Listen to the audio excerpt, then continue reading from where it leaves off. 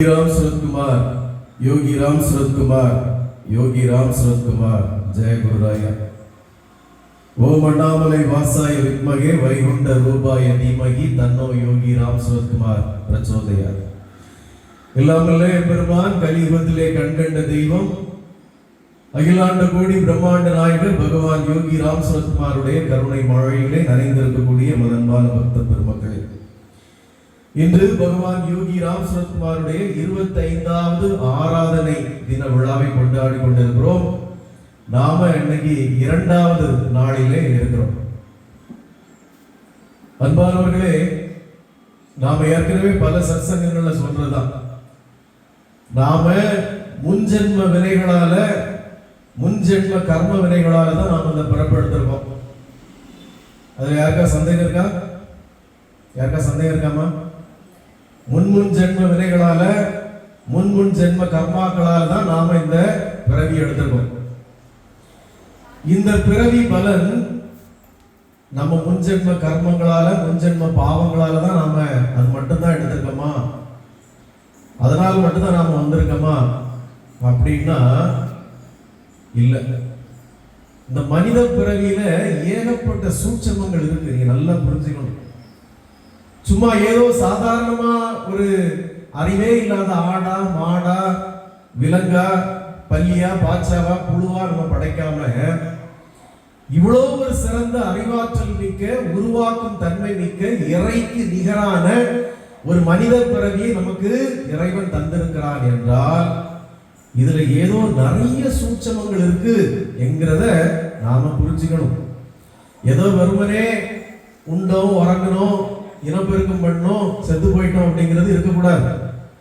அப்ப இதுவரைக்கும் நாம வெறுமனே கர்மவினை செய்திருக்கோம், பிறந்திருக்கோம், கடவுளை கும்பிட்டா கர்மவினை எல்லாம் தீர்ந்து போயிடும் அப்படிங்கிற எண்ணத்துல இருந்து நீங்க மாறுபடணும், அதுல இருந்து முற்றிலும் வேறுபடணும். நம்முடைய வேதங்கள் என்ன சொல்லுது? நாம பிறக்கிறப்பவே நிறைய கடனோட தான் பிறக்கிறோமா. என்ன நிறைய கடன்? நமக்கு என்ன கடன்? எங்க அப்பா அம்மாவுக்கு வேணா கடன் இருக்கும், எனக்கு என்ன கடன்? நான் இப்ப நிறைய பிறந்தேன், பிறந்தது குத்துமாயா? பிறந்ததே கடன் சொல்றீங்களே, இது என்ன நியாயம் அப்படின்னா, கடன்கள்ல 5 வகையான கடனை நம்முடைய வேதம் சொல்லும். ஒரு மனிதன் பிறக்கிறச்சே இயற்கையாவே அவனுக்கு 5 கடன்களோட பிறக்கிறான். உங்களுக்கு எல்லாம் தெரியுமான்னு தெரியல, உங்க ஒவ்வொருத்தர் பேர்லயும் 3.5 லட்சம் ரூபாய் கடன் இருக்கு, தெரியுமா? ஆமா, 3.5 லட்சம் ரூபாய் கடன் இருக்கு உங்க ஒவ்வொருத்தர் பேர்லயும். நீங்க யாரும் எங்களுக்கு கடனே இல்லைன்னு சொல்லிட்டு இருக்க முடியாது. இந்த 3.5 லட்சம் ரூபாய் கடனை தான் நாங்க நம்ம எல்லாரும் கட்டிக்கிட்டே இருக்கோம். இந்த 3.5 லட்சம் ரூபாய் கடன் அவன் கட்ட போறது கிடையாது. பால் விலை, கரண்ட் விலை, வீட்டு வரி, அந்த வரி இந்த வரி எல்லாம் உங்க தலைக்கு மேல தூக்கி வச்சு அந்த 3.5 லட்சம் கடன் தீருமானா அது தீர போறது கிடையாது.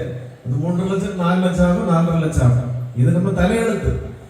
இது செயற்கையாக அந்த நரன்களால் நமக்கு உருவாக்கப்பட்ட கடன். ஆனா இயற்கையாகவே பிறக்கிற போதே நமக்கு கடன்கள் இருக்கு. அதில் ஒரு முதல் கடன் பேரு தேவ கடன், தேவ ரிணம் அப்படின்னு இருக்கு பேர்.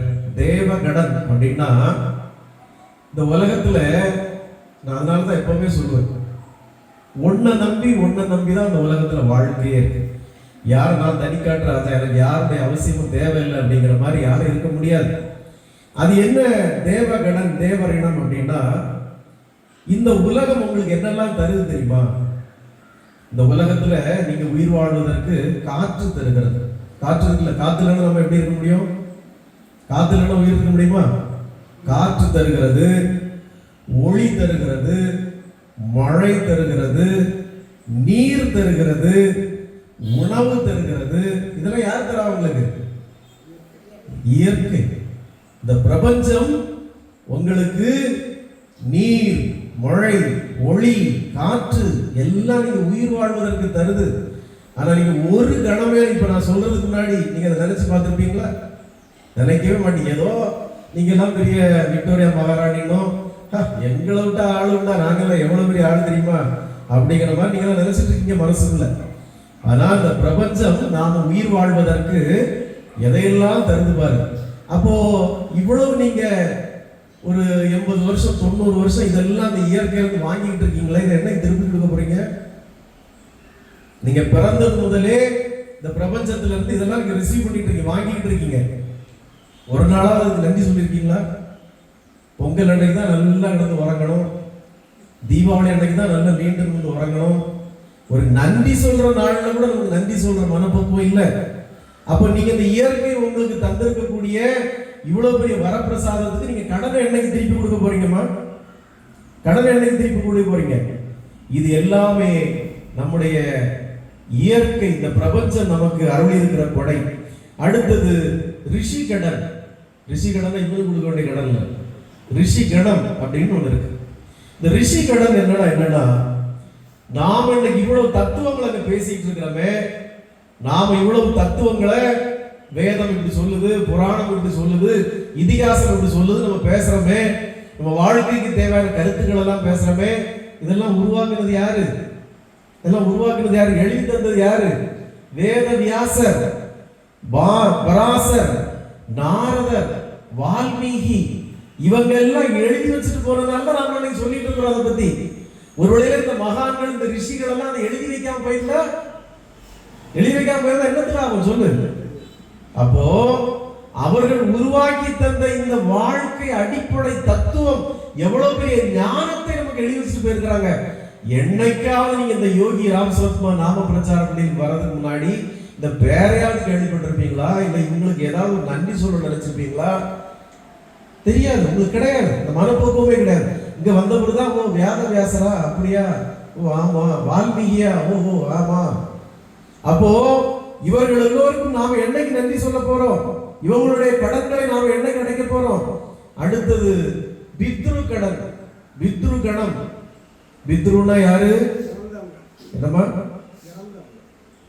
நம்முடைய முன்னோர்கள், பித்ருக்கள், முன்னோர்கள். ஏன் இந்த பித்ருக்களுக்கு நாம கடன் பட்டிருக்கோம்? இப்ப இங்க இருக்க எல்லாரும் இறைவன் முன்னாடி சமம், அதுல ஒரு கருத்து மாறுபாடு இல்லை. ஆனா எல்லோரும் பிறப்பின் அடிப்படையில் ஒண்ணா கிடையாது. ஏன்? நான் யார் தெரியுமா? எங்க தாத்தா யார் தெரியுமா? பேசுறதுக்கு ஒரு வாய்ப்பு இருக்கு. அப்ப இங்க இருக்கிற எல்லாரும் எங்க தாத்தா யார் தெரியுமா சொல்ல முடியாது. உங்க தாத்தாவோட சாதாரண ஆளா இருக்கலாம், உரத்துக்கு தாத்தா பெரிய ஆளா இருக்கலாம். அப்போ உங்களுக்கு ஒரு அடையாளம் தந்தது யாரு? இந்த ஊர்ல யாரை கேட்டாலும் சொல்ல, ஓ என்ன பேரனா, ஆமா அவன் ஒரு காலத்துல பெரிய ஆளையா, தவப்பம் தெரியல, அவனுக்கு பேங்க் வச்சு இந்த வீடு, இந்த ஊர்ல சொல்லுவாங்கல்ல. அப்ப இதை போல எல்லாருக்கும் கிரெடிட் இருக்குமா அப்படின்னா இருக்காது, எல்லாருக்கும் அந்த வாய்ப்பு இருக்காது. அப்போ ஏதோ ஒரு சில பேருக்கு எங்க தாத்தா தெரியுமா, நான் இன்னாருக்கு பேரன் தெரியுமா அப்படின்னு சொல்ற ஒரு அடையாளத்தை, ஒரு பெரிய உயர்ந்த ஸ்தானத்தை தந்திருக்கிறது யாரு? உங்க பித்ருக்கள், உங்கள் முன்னோர்கள். நீ பிறக்கச்சில பெரிய ஆளா கிடையாது, நீ பிறக்கச்சில பெரிய ஆளா கிடையாது. நான் இந்த வீட்டுல மகாலிங்கத்துக்கு வீட்டுல பிறந்தது போல அந்த ஊர்ல வேற ஒருத்தர் வீட்டுல பிறந்திருந்தாலும் எனக்கு இந்த கிரெடிட் கிடையாது. நான் சொல்றது புரியுதா? நான் உயர்வு தாழ்வு பற்றி பேசல, உங்களுடைய அடையாளத்தை பற்றி பேசுறேன். நீங்க யாரு? இது யாருப்பா? இந்த பையன் யாரு? இன்னாருக்கு பேரன், ஓ அவருக்கு பேரனா. அப்போ இந்த கடனை நீங்க எப்ப திருப்பி கொடுக்க போறீங்க? நீங்க எவ்வளவு செய்தா உங்களுக்கு இந்த கிரெடிட் கிடைக்கும். இப்ப நான் இந்த அடையாளத்தை உருவாக்கணும், நான் எவ்வளவு கஷ்டப்படணும்.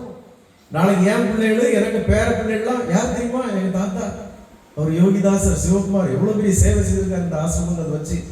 அப்ப இந்த அடையாளத்தை நான் இப்ப உருவாக்கிட்டு இருக்கிறேன். ஆனா எனக்கு இதுக்கு முன்னே ஒரு உயர்ந்த அடையாளத்தை என் முன்னோர்கள் தந்திருக்கிறாங்க. அதுக்கு நான் என்ன செய்திருக்கேன்? அவங்களுக்கு நன்றி கடன் என்ன செய்திருக்கிறேன்? என்ன செய்திருக்கிறேன்? ஒண்ணும் செய்யலையே. நீங்க என்ன செய்திருக்கீங்க? ஒண்ணும் செய்யலையே. இந்த கடனை எந்த ஜென்மத்தில் கிடைக்கும்? அடுத்தது மனித கடன், மனித கடன். அது யாரு? உன்னுடைய தாத்தா, பாட்டி, தாய், தகப்பன், உறவினர், நண்பர்கள், சகோதரர்கள், இவர்கள் எல்லோரும் ஏதோ ஒரு நாள், ஏதோ ஒரு நிமிடத்துல, ஏதோ ஒரு சந்தர்ப்பத்துல உங்களுக்கு உதவியா இருந்திருக்கிறாங்களா இல்லையா? இன்னைக்கு பலரும் கசந்து போயிருக்கலாம், இன்னைக்கு பலரோட நட்பு இல்லாம இருக்கலாம், இன்னைக்கு நம்மளோட சண்டை சச்சரவு இருக்கலாம். சின்ன பிள்ளைகளையாவது நம்ம கூடி விளையாடுறப்போ அண்ணன் கீழே வந்துட்டான், தூக்கி விடுறா, தம்பி கீழே கிடக்கான், எழுப்பி விடுறா, அவருக்கு அடிபட்டு ஐயோ அழுறான், அம்மா அப்படி தம்பிக்கு அடிபட்டுமா அழுறான் சொல்லியிருப்பாங்கல்ல, சொல்லியிருப்பாங்க ஒரு நாளாவது. அப்போ நம்முடைய தாய் தகப்பன், அதனாலதான் நான் சொன்னேன், உன்னை அடிச்சு கொல்லணும் போல எனக்கு தோணுது, ஏன் அடிக்க முடியல, என்ன செய்ய? ஒரு நாளாவது நீ எனக்கு ஊட்டி விட்டுருப்பியே, ஒரு நாளாவது என்ன பெத்த கடமைக்கு சோறு விட்டு விட்டுருப்பியே, உன்னை என்ன செய்யறதுக்கு, நாசமா போய் தொலை அப்படின்னு சொல்லி விடுறோம். அப்போ இந்த நன்றி கடனை நாம் என்னைக்காவது திருப்பி செலுத்திருக்கிறோமா? அது இப்ப இருக்கிற தலைமுறைகள் திருப்பி செலுத்துதா? எனக்கு தெரிஞ்சு சிரவணன் ஒருத்தர் மட்டும்தான் தாய் தகப்பனுக்கு அந்த சேவையை செய்தான், வேற யாருமே செய்யல. சிரவணன் யாரு? தன்னுடைய தாயும் தகப்பனும் குருடர்களாக முடங்கி போற போதும் அவர்கள் காஷ்மீர் வரை இறைவனை தொழ வேண்டும் என்ற கண்ட கனவை தன்னுடைய தோள்பட்டையிலே 2 கூடைகளை கட்டி தாயும் தகப்பனை அதிலே தூக்கி வைத்து நடைபயணமாக அத்தனை புண்ணிய ஸ்தலங்களுக்கும் சுமந்து திரிந்த ஒரு மகா புத்திரன், ஒரு மகன் சிரவணன். அவன் மட்டும்தான் தாய் தகப்பன் அந்த கடமையை சரியா செய்திருக்கான். இன்னைக்கு இருக்கிற நானா இருக்கட்டும், ராஜா இருக்கட்டும், ரிஷி யாரு இங்க இருக்கிற பெண்களா இருக்கட்டும், யார் நம்முடைய தாய் தகப்பனுக்கு, நண்பர்களுக்கு, குடும்பத்தாருக்கு நன்றி கடனை சரியாக செய்திருக்கிறோம் இல்ல செய்ய போறோம்? யாருமே கிடையாது, யாருமே கிடையாது. இது கடன் மட்டுமா அப்படின்னா இது பாவமும் கூட, அதை புரிஞ்சுக்கோ. அடுத்தது பூத கடன், பூத கணம், 5வது பாயிண்ட். நீ நல்லா யோசித்துக்க. பூத கடன்னா என்ன? பூத கடன்னா என்ன? இப்ப ஒவ்வொருத்தருடைய நமக்கு செய்திருக்க நன்மைகளை பத்தி பேசிட்டு இருக்கிறோம். பூத கடன்னா என்ன? நீ டெய்லி டீ குடிக்கிறியே, அதுக்கு யார் பால் தரா? பால் யாருப்பா தரா? பசு பால் தருது. பெரும்பாலான குழந்தைகளுக்கே தாய் கொடுக்கிறாள் இல்லையோ, பசு பால் தான் கிடைக்குது. பசு பால் கொடுக்குது. சோறு திங்கிறமே இப்பதான் டிராக்டர், அதுக்கு முன்னாடி யார் வயல் உழுறா? எரும மாடு வயல் உழுது. இந்த இயற்கை எல்லாம் உருவாக்குற இந்த மரங்களை நீயே வச்சு விட்ட. எல்லாம் பறவைகளும் விலங்குகளும் கொண்டு போட்ட விதை, அதுல முளைத்த மரங்களோட தான் இன்னைக்கு பயன் நீ பெற. எவ்வளவு மூலிகை செடிகள், எவ்வளவு மரங்கள், எவ்வளவு விளைபொருட்கள் எல்லாமே பறவைகள் பரப்புறது. இவ்வளவு மழை தரக்கூடிய காட்டை நீயா உருவாக்குன. எல்லாம் இயற்கை. அந்த யானைகளும் மாடுகளும், காட்டு மாடுகளும், காட்டுல இருக்கிற அணில்களும், காட்டுல இருக்கிற எலிகளும் தான் அந்த இயற்கையை உருவாக்கி ஒரு பயன் தந்திருக்கு. விலங்குகள் எவ்வளவு மறைமுக சேவை உனக்கு செய்கிறது. நான் இப்ப சொல்றேன், நீ நினைக்கிற ஒரு விலங்கு இதுல இல்லாமல் போனா கூட இந்த உலகம் அழிஞ்சுக்கிறது தெரியுமா உனக்கு? ஒரு நாட்டுல பறவைகள் நிறைய பயிர்களை கொத்தி சேதம் பண்ணுது. கிளி, மைனா போன்ற பறவைகள் நிறைய பயிர்களை கொத்தி சேதம் செய்து சொல்லி அந்த அரசாங்கம் பறவைகள் எல்லாம் அழிச்சிட்டாங்க. பறவைகள் அழிச்சா என்ன ஆகும்? அடுத்தது வந்தது பாரு, புயல் மாதிரி வெட்டுக்கிளி வந்தது, அவ்வளவு பயிரை அழிச்சது. பறவை இருந்திருந்தா வெட்டுக்கிளி வந்திருக்காது. ஏன்? பறவை அதை பிடிச்சு தின்னு இருக்கும். நீ பாம்பே இருக்கும்போது கொண்டுட்டேன்னு வை, எலி பெருகிரும், வேற நிறைய விஷப்பூச்சிகள் பெருகிரும். நீ பல்லியே இருக்கக்கூடாதுன்னு அதை அவ்வளவு கொண்டுட்டான்னு வை, உன் வீட்டுல கண்ட வண்டும் பூச்சியும் நடமாடிட்டு இருக்கும், அது கொல்றதுக்கு கூட பல்லி தான். நீ தவளையே இருக்கக்கூடாதுன்னு சொல்லி அவ்வளவு சாக்கடையிலும் பழைய காலம் குளத்திலையும் குட்டையிலும் தவளை கிடக்கும். நான் சின்ன பிள்ளையா இருந்துச்சுல, இப்ப ஒரு இடத்துல தவளை கிடையாது, குளத்துல கூட தவளை கிடையாது. அதனாலதான் கொசு தெரியுது. சாக்கடையில தவளை கிடந்தா கொசு வருமா? சாக்கடையில தவளை கிடக்காத அளவுக்கு நீங்க அவ்வளவு அழகா சாக்கடையை நீட்டா வச்சிருக்கீங்க. வீட்டுல சஃபீனா, சர்ஃப் எக்ஸல் எல்லாத்தையும் கரைச்சி பாத்திரம் பூசைங்கிற கடமையில கரைச்சி சாக்கடையில விடணும். இப்போ இந்த பொடியெல்லாம் அதுக்குள்ள போனா எங்க தவளை வளருது, மீன் வளருது? அப்ப இயற்கையோட ஒன்றி வாழ உங்களுக்கு தெரியாது. தலையில ஷாம்பு போட்டாதான் குளிக்க முடியுமா? ஏன் அது சீயக்காய் போட்டு குளிக்க முடியாதா? சீயக்காய் தண்ணி உள்ள போனா பூச்சிகள் வளரும். அப்போ நீங்க உங்களுக்கு உபகாரமா இருக்கிற எல்லாத்தையும் நீங்க அழிக்கிறீங்க. நீங்க நன்றி கடனாவும் இல்ல, பாவமும் செய்யறீங்க. இப்ப நான் சொன்ன இந்த 5 நிலைகளை நீ யோசித்து பாரு. இவை எல்லாம் தான் உன்னுடைய வாழ்க்கைக்கு ஆதாரம். நீ இதை பத்தி ஒரு நாளாவது சிந்திச்சிருக்கிறா என்னுடைய நட்பே? இதுக்கு முன்னாடி நான் இப்ப சொல்றதுக்கு முன்னாடி வரைக்கும் இவ்வளவு நாம அங்க வாழ்றதுக்கு உதவியா இருக்கிறாங்களா? நாமக்கு இவ்வளவு அழகா வாழ்றதுக்கு இவ்வளவு பேர் உதவியா இருக்கிறாங்களா? ஒண்ணு தெரியுமா? சிங்கப்பூர்ல காக்காவே கிடையாது. தெரியுமா உங்களுக்கு?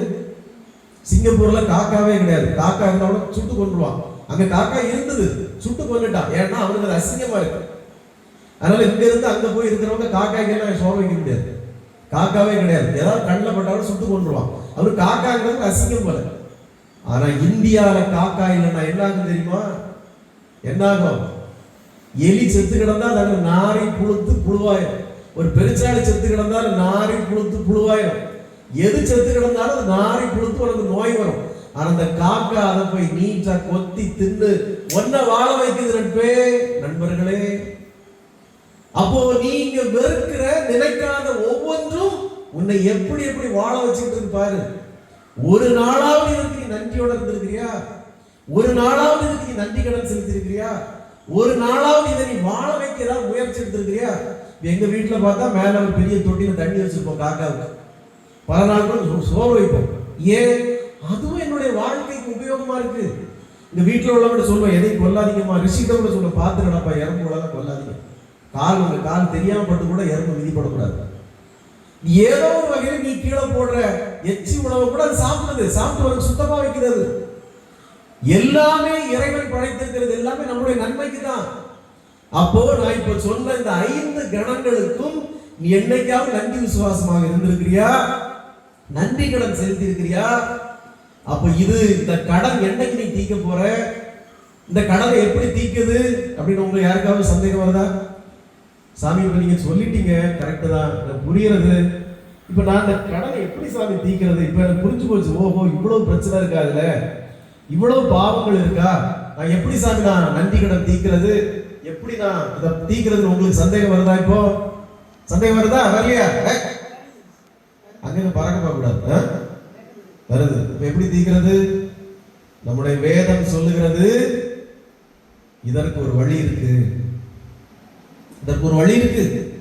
இந்த 5 கணங்களுடைய கடன்களையும் பாவங்களையும் நான் எப்படி எளிதாக தீர்ப்பது என்பதற்கு வேதம் ஒரு எளிய பரிகாரத்தை சொல்கிறது. என்ன பரிகாரம்? என்ன பரிகாரம் இருக்கும்?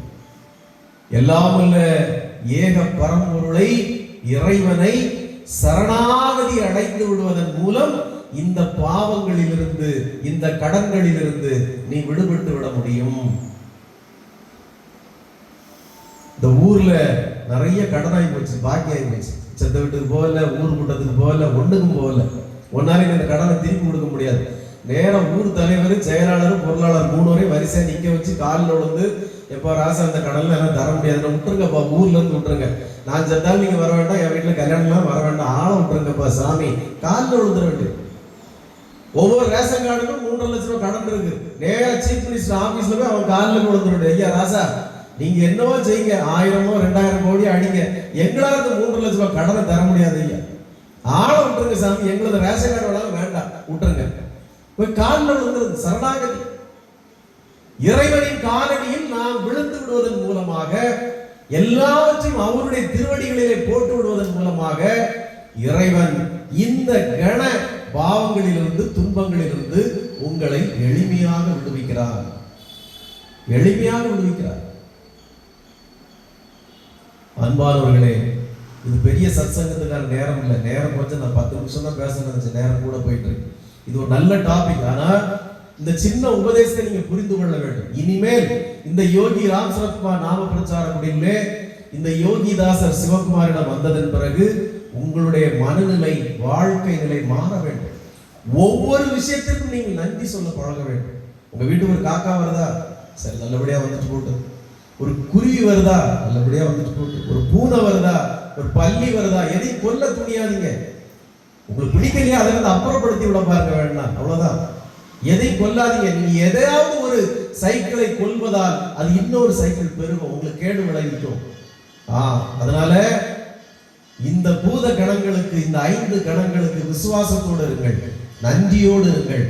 அதற்கு ஏற்கனவே இருக்கிற கண கடமைகளையும் கடன்களையும் தீர்ப்பதற்கு எல்லாம் வல்ல பரம்பொருள் யோகி ராம் சரத்குமாருடைய திருவடிகளிலே சரணாகதி அடைந்து விடுங்கள். இந்த கடன்களில் இருந்து நீங்கள் தப்பித்துக் கொள்வீர்கள். யோகி ராம் சரத்குமார், யோகி ராம் சரத்குமார், யோகி ராம் சரத்குமார். ஜெய குருராயா.